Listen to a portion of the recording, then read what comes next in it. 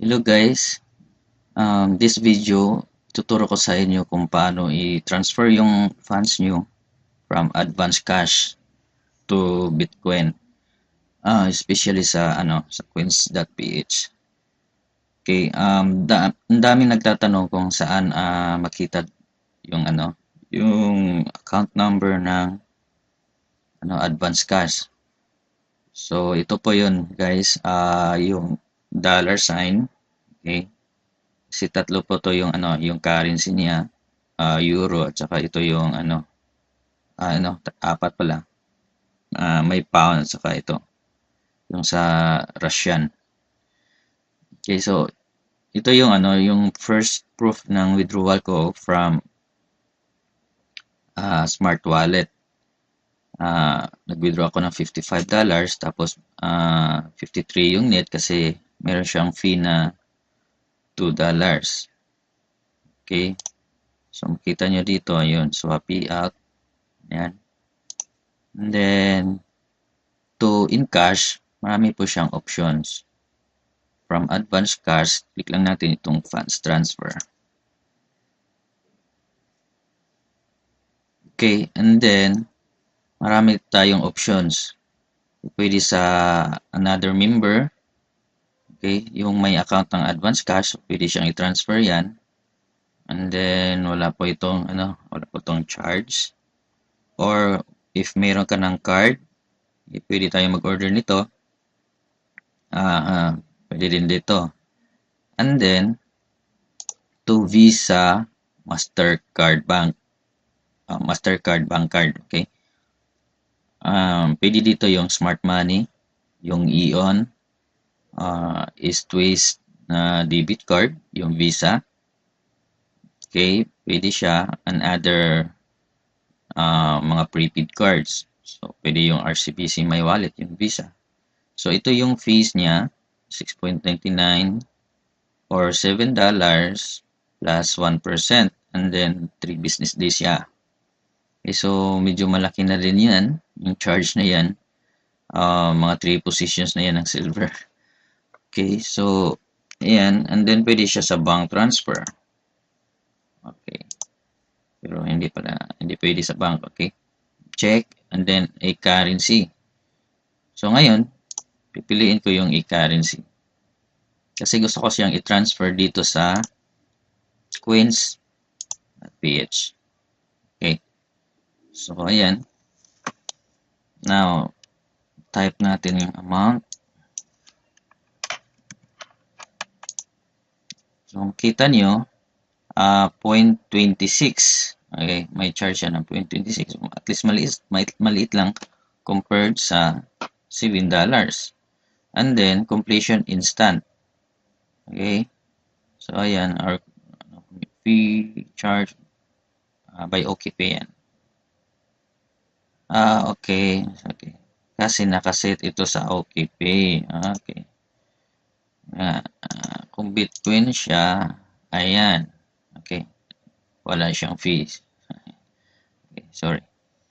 And then, ilagay natin yung Bitcoin wallet address dito. Okay, so, yung isi-send niya is ito yon, yung current value during exchange rate. Okay. So, kunin natin yung wallet address ng coins.ph. Okay. So, pwede din kung gusto nyo gamitin ng wallet sa blockchain, kung gusto nyo ipunta sa or i-transfer sa blockchain, pwede sa blockchain. Pero ang purpose sa akin dito is yung coins.ph kasi gusto ko siyang in cash to my bank or to my smart money at wala siyang charge. Okay, so paano kunin yung wallet natin dito? So, kita nyo dalawa siyang wallet, Piso wallet saka Bitcoin wallet. Okay, take note guys, huwag nyo gamitin ang Piso wallet. Okay? Ito po yun, Bitcoin wallet tayo. Tapos, click natin itong wallet address. So, ayan. Kunin lang ito. Ito yung wallet address ko. Tapos, copy natin. Okay. And then, paste natin dito. Okay. Tapos, ayan. Ano to? optional messages. So, pwede natin i-save natin yan para at least masave na sa system. Okay, so, ayan, ayos na. And then, continue. Okay, from wallet to, ito yun. So, enter your payment password. Okay, hahanapin ko ang payment password. Nakalimutan ko, pero andito yan.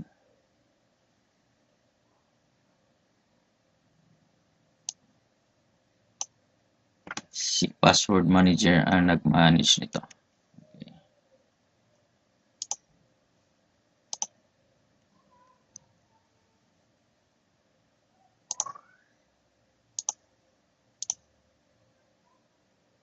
So, ayan. The funds had been successfully sent. So, check natin dito. Ito yung transaction number. Actually, makikita to dito sa blockchain. Okay. Tapos, try natin refresh.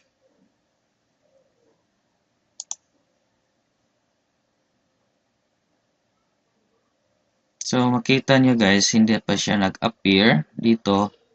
Pero, ito yon, makikita na natin, waiting for confirmation na siya. Okay, so, ayan. Yung pag-confirm nito, sequence PH, ano pa yan? Siguro mayroon sila mga ilang confirmations pa din. Okay, tulad din ng mag-deposit tayo sa Smart Wealth account. Tapos, it takes few minutes kasi need pa lang nila ng 2 confirmation. So, ganun din yung sequence PH. Pero at least guys, naka-record na siya. Okay? So, ayan. Status waiting. So, siguro balikan niyo yan mamaya. Actually, andyan na yan. Okay? You don't have to worry. So, ayan. Receiving 0.21. So, ayan. Tingnan natin kung magkano value yan. Okay. Tapos, card. Okay. Pwede sa anong meron kayo. Okay, sa akin, mayroon akong Swiss Bank. Okay. Mostly, wala itong mga charges. Okay. If gusto kong piliin yung mobile, GCash pwede. Tapos, pwede dito yung RCBC My Wallet saka Smart Money. So, try natin. Okay, by piso pala siya.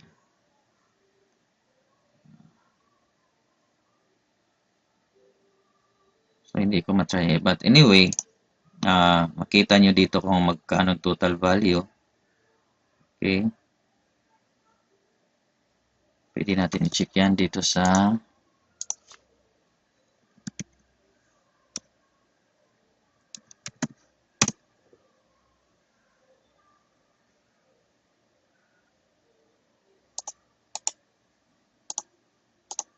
So, ayan.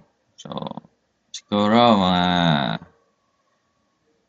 list, ayan. So, 53. So, of course, kung mayroon man siyang, kasi depende sa yung rate, exchange rate. So, at least, compared natin i-transfer sa card, ang laki ng, bawas. Okay. So, ayan po. Once mag-available na po dito, pwede na siyang i-withdraw sa Smart Money, through your banks. So, ayan, walang problema sa payout dito. Okay, guys? So, hopefully, nakatulong ang video na to. And then, stay tuned for my next video tutorial. And then, please subscribe to my video channel para masundan nyo ako sa mga next tutorial ko. Okay? Thank you. Happy earnings and God bless.